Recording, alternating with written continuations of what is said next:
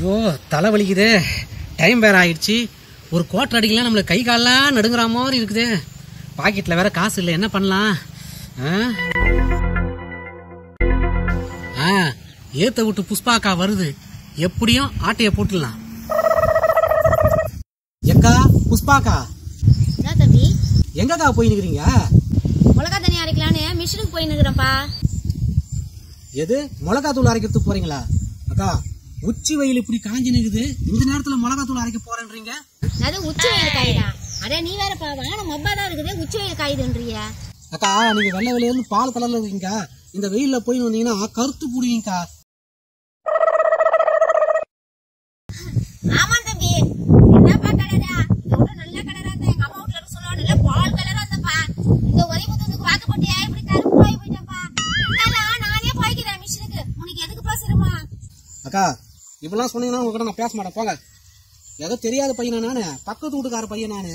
நான் கேட்டா கொடுக்க மாட்டீங்களா? என்ன நம்பி ஒரு மிளகா தூள் அரைக்கிறதுக்கு கொடுங்கக்கா, இல்ல பேசவே மாட்டேன், போங்க.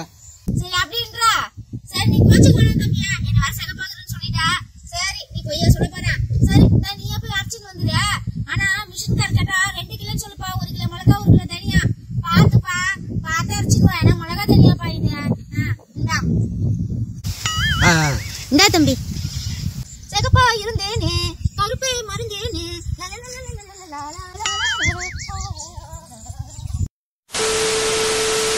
மிளகா தண்ணி அரைக்க கொடுத்து அமிச்சா இவ்வளவு நேரம் காணுமே. என்ன மிளகா அரைக்க தான் போனானா, இல்ல மிளகாவை பயிரிடவும் போயிட்டானா? இன்னொரு வரைக்கும் காணா. சரி கொஞ்சம் கொஞ்சம் வெயிட் பண்ணி பாப்போம், வருவான். எப்படியோ ஒரு வழியா கோட்டருக்கு காசு தேத்தியாச்சு, மிளகா தூளையும் அரைச்சாச்சு.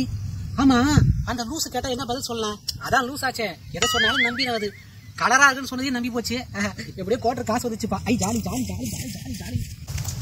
ஏக்கா மிளகா தூள் அரைச்சாச்சுக்கா, இதாங்கக்கா. சரி கொடுப்பா, எப்படி இதுன்னு பாக்கலாம். என்னப்பா 1 கிலோ மிளகா தூள் தான் இருக்கும் உங்களுக்கு தான், நான் 2 கிலோ கொடுத்து அமிச்சேன் உங்ககிட்ட. ஏக்கா மிளகா தூள்லாம் கரெக்டா தாங்க இருக்கும், சரியாதான் இருக்குது பாரு நல்லா. ஏக்கா நீ சொல்லத்த பார்த்தா கோட்டர் அடிக்கிறதுக்காக 1 கிலோ மிளகா தூள் எடுத்து நானும் ஒருத்தனுக்கு வித்துட்டா மாதிரியும் அந்த காசை பாக்கெட்ல வச்சு சுத்தி நிக்கிற மாதிரில பேசுற. முதல்ல நம்பணுக்கா நீங்க.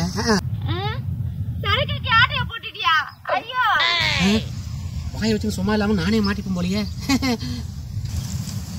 அண்ணே அண்ணே, டேய் போடா, நீ வேற நேரங்காலம் தெரியாம 1 கிலோ மிளகா தூள் எனக்கு வித்துட்டு போனீங்கல்ல, அதுல 10 ரூபா சில்லறை இல்லைன்னு நீங்க எடுத்துட்டு போயிட்டீங்க.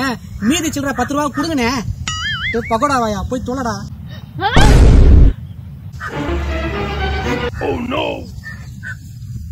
ஐயோ கலருக்கு ஆசைப்பட்டு கலைவாணி பையன்கிட்ட மிளகா தண்ணி அரைக்க கொடுத்துட்டேன். இந்த விஷயம் என் மாணவருக்கு தெரிஞ்சதுன்னா என் இடுப்பை உடச்சிடுவாள. அவளே என்ன கிடைக்கும்னு காத்துக்கிட்டு இருக்கிறாள். இதை எப்படி சமாளிக்க போறணும் தெரியல.